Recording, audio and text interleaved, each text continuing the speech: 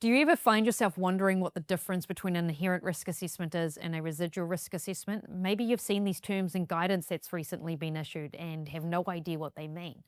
Well, an inherent assessment is an assessment of your risks without regard to your controls. What this means is you have to imagine that you have no controls in place, or another way to think about it is you turn your mind off to those controls, meaning that you just imagine they don't work.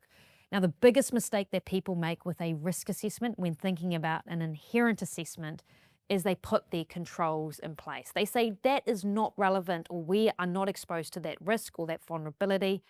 Why? Well, because we verify bank account or we verify the customer. No, that's a control. An inherent assessment, ignore the controls.